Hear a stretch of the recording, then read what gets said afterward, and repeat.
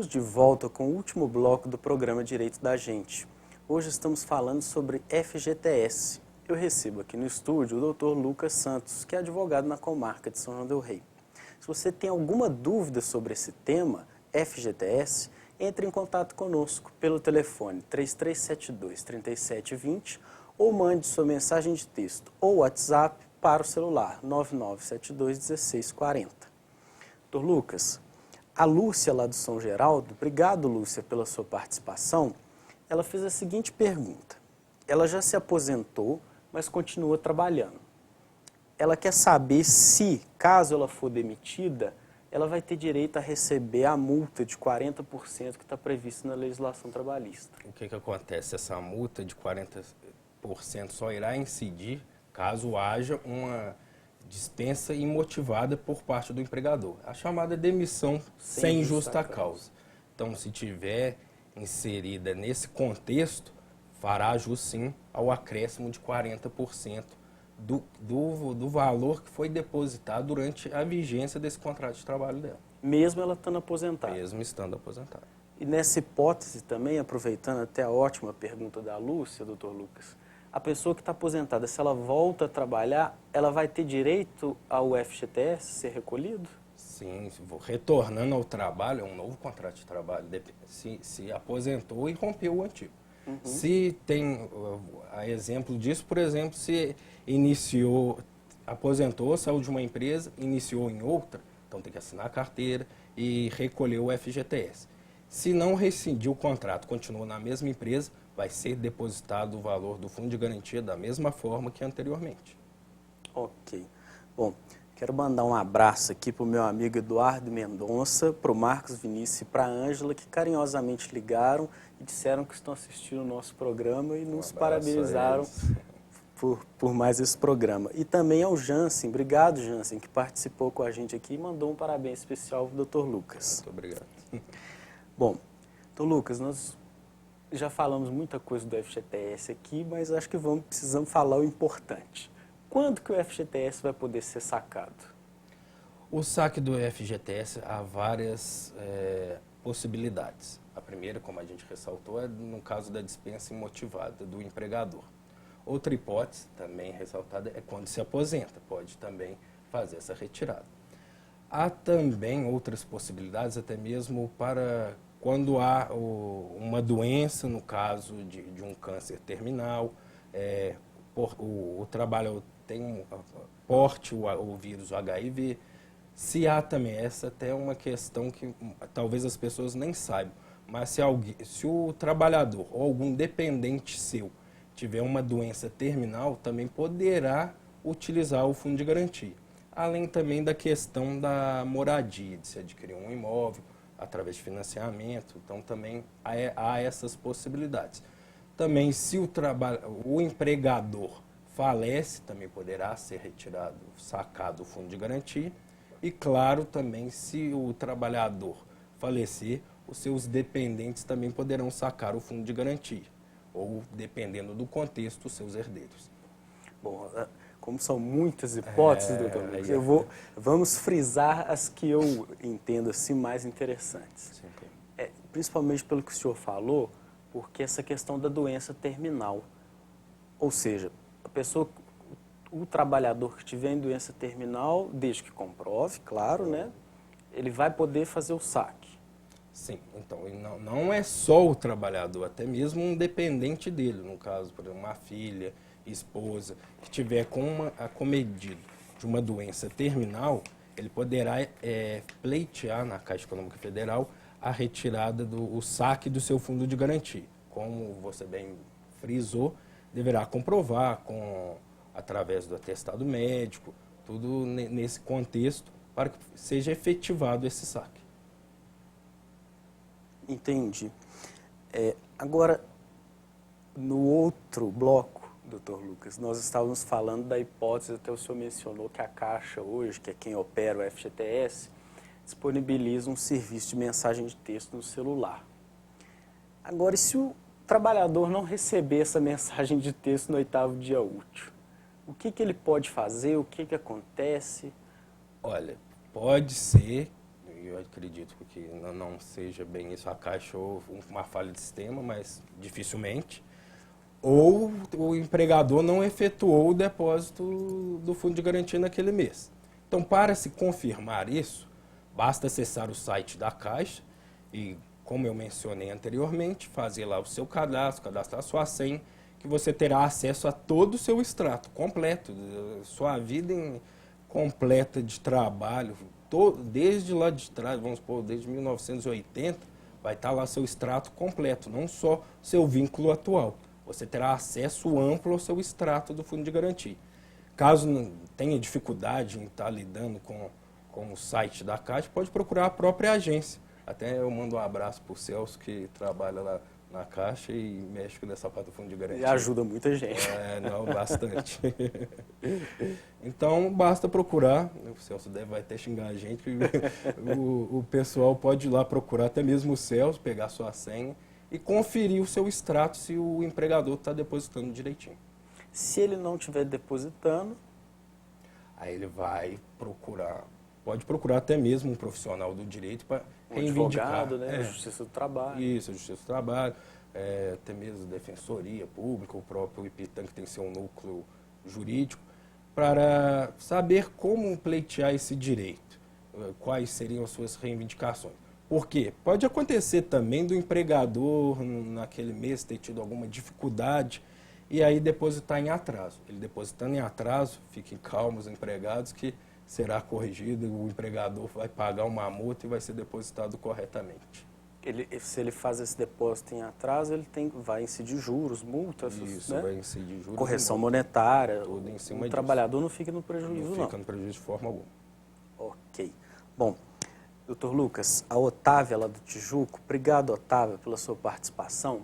Ela está questionando o seguinte, ela quer saber qual o prazo para ela requerer o FGTS, que provavelmente não deve ter sido recolhido, no caso de um funcionário público que foi contratado temporariamente, ou contratação precária, como o senhor havia dito aqui. Então, aí a gente tem que até se atentar, justamente por isso que a importância de um advogado, um profissional do direito. Porque, recentemente, o STF, no final do ano passado, decidiu que essas questões do fundo de garantia, a prescrição agora são de 5 anos. Mas tem uma ressalva por aí. O que acontece? Até é súmula do TST, que foi modificada agora no dia 9 de junho, que se a lesão ocorreu a partir do dia 13 de novembro de 2014, o trabalhador tem até 2 anos para ingressar com a ação e pleitear os últimos 5 anos da falta do recolhimento, do fundo de garantia, algum probleminha que tenha ocorrido no seu fundo de garantia.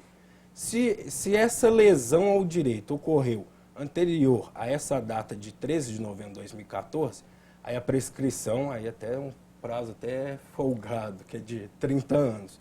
Então, o trabalhador terá esse tempo ainda para reivindicar até lá atrás. Interessante, conviver com esses prazos porque tinha muita gente deixando a coisa, né? Porque tem que ficar esperto, porque é aquele ditado, o direito não é para aqueles que dormem. Né? O direito socorre aos que dormem, né? Justamente. Bom, doutor Lucas, nós falamos aqui, o senhor muito bem colocou, que o FGTS é como se fosse uma poupança para o empregado. Agora, vamos supor que esse empregado venha a cair numa dificuldade financeira, começa a dever muita gente na praça. A conta do FGTS, ela pode ser penhorada, ou seja, pode ir lá sequestrar o valor que está lá para poder pagar as dívidas desse trabalhador? O trabalhador, nesse caso, pode ficar tranquilo, porque a própria lei ela expressamente proíbe a penhora da sua conta de fundo de garantia. Então, é proibido por lei. Então, nesse caso, se teve alguma dificuldade, teve até seu nome escrito, negativado no Serasa, no SPC, então, de forma alguma, por causa de contrair alguma dívida ou passar por alguma dificuldade, a sua conta de fundo de garantia será penhorada em decorrência dessa dívida. Então, de forma alguma. Agora, isso enquanto tiver como FGTS, né? Porque depois que sacar... sacado aí é dinheiro, aí pode... Então vão... Justamente, caiu na sua poupança, sua conta corrente, ou até mesmo na sua mão, aí é dinheiro, como se diz, comum, já não tem disponível, não é essa garantia que o FGTS te passa, não, porque para vincular no caso de uma emergência, não esse tipo de emergência. É no caso, por exemplo, que a gente elencou aqui, numa dispensa imotivada, alguma dessas incidências. Bom, doutor Lucas, nós falamos aqui também que a Caixa Econômica Federal é o banco que opera e gerencia o FGTS. Sim. Mas o trabalhador, vamos supor que ele não está interessado em ter conta na Caixa Econômica. Ele pode optar em outro banco para receber esse depósito? Não, nesse caso, a própria lei também determina que a gestora é a Caixa Econômica Federal. Como também ressaltei anteriormente, teve um prazo para a própria Caixa se adequar, porque seriam vários trabalhadores até ela ter a condição não só física, mas também tecnológica para alavancar todas essas contas. Então, hoje, somente na Caixa Econômica Federal pode-se ter a conta do Fundo de Garantia. Ok. Bom, doutor Lucas, como uma última pergunta, porque infelizmente nós já estamos chegando quase ao final do nosso programa, mas eu acho que é um tema muito importante da gente tratar, é a questão uma ação revisional de FGTS que tem sido muito alardeada por aí, como o senhor muito bem colocou. As pessoas entram às vezes na internet, veem aquela situação e falam assim, então eu vou requerer a minha revisão do FGTS. O que é essa revisão do FGTS? Veja bem, o Fundo de Garantia ele é corrigido por lei anualmente por 3% e mensalmente corrigido monetariamente através da taxa referencial, que é a chamada TR. O que acontece também? O STF decidiu, há um tempo atrás, que essa taxa referencial não serviria como base para a correção monetária dos precatórios, quando o Estado é devedor. Então, aí abre um precedente até mesmo com relação ao FGTS, porque se não serve para um, não deve servir para o outro. Então, e ainda tem um certo agravante nesse sentido. O que acontece? A taxa referencial, desde 1999, ela está zerada. Então, a sua conta de fundo de garantia, desde 1999, ela só é corrigida por 3% anualmente. E o próprio governo utiliza esse fundo de garantia para construção de moradia, esses projetos Minha Casa Minha Vida. Então, esse financiamento que o próprio trabalhador custeia, que ele chega lá, vai até a Caixa, procura o financiamento, é fruto do fundo de garantia dele. Então, a grosso modo, é como se o governo pegasse emprestado o seu dinheiro do fundo de garantia, te repassasse emprestado, você paga com juros, mas na hora dele te devolver, não está devolvendo com a devida correção. Por isso, essas ações buscam até mesmo índice do IPC, o INPC, o IPCA, que acompanham a inflação, já que a TR, estando zerada, está prejudicando o trabalhador. Então, o dinheiro dele não está rendendo o que deveria. Então, é por isso que choveu bastante no judiciário esse tipo de demanda. E o que acontece?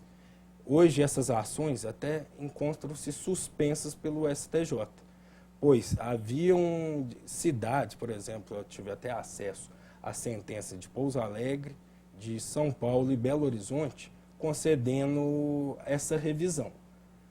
Acontece que outras cidades não estavam tendo, o juiz estava julgando improcedente esse pedido.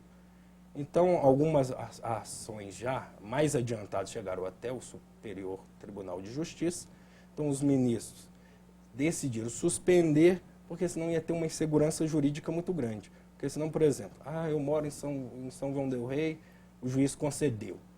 Não, eu moro em Lavras, o juiz aqui não concedeu. Só porque eu moro numa outra cidade, não vou fazer jus a essa revisão? Então, chegou até o STJ essa questão. E aí vamos aguardar para ver o posicionamento. Ou seja, estão todas suspensas. Estão todas suspensas. Se eu entrar com a ação hoje, inevitavelmente ela vai ficar suspensa. Só que aí é uma pequena observação.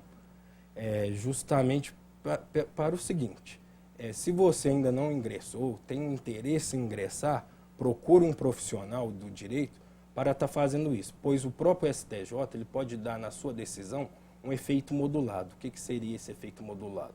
A grosso modo, seria justamente assim, dá uma decisão só. Aqueles que já ingressaram até o momento vai ter o direito à revisão. A partir de agora, quem ingressar vai ter um outro índice, alguma coisa. Então, o trabalhador pode estar sendo lesado, ou prejudicado, melhor dizendo, pelo simples fato de ficar ali na mão, esperando, vou ver o que vai dar. Se alguém ganhar, então vou lá e eu entro. Então, não, tem que ir, vamos no bolo, vamos todo mundo junto, procurar os seus direitos, reivindicá-los.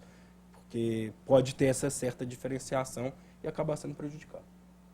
Bom, doutor Lucas, eu queria muito agradecer sua participação aqui no programa. Acredito que o pessoal de casa ficou muito satisfeito também, inclusive porque a Luciene e o Ademir, agradeço a participação de vocês, fizeram questão de ligar e carinhosamente deixar os parabéns para o senhor pela participação nesse programa. E eu que gostaria de agradecer essa oportunidade de estar aqui hoje, tanto que os demais companheiros que trabalham com a gente lá no escritório, o Dr. Carol, o Dr. Breno já tiveram aqui anteriormente, quem sabe futuramente até mesmo a doutora Kelly possa estar aqui também, que é muito importante para a gente estar aqui tendo esse contato com o público para esclarecer esses direitos que muitas das vezes a pessoa não sabe que tem certo direito. Então, esse espaço é muito importante não só para nós, os profissionais do direito, seja advogado, até mesmo membro do Ministério Público que já teve, ou juízes. Justamente é importante ter esse contato, esse diálogo com a população para esclarecer os seus direitos. Ok, nós aqui agradecemos mais uma vez. E registrando uma última participação da Érica também, que mandou os parabéns para o Dr. Lucas. Um abraço para ele. Bom, se você perdeu alguma parte desse programa ou deseja revê-lo, ele é reprisado todas as quintas-feiras às 10h50 da manhã e às sextas-feiras às 10 da noite. Semana que vem a doutora Leidiane estará aqui abrilhantando o nosso palco e eu volto numa próxima oportunidade. Muito obrigado pela sua audiência e sua paciência. Até lá!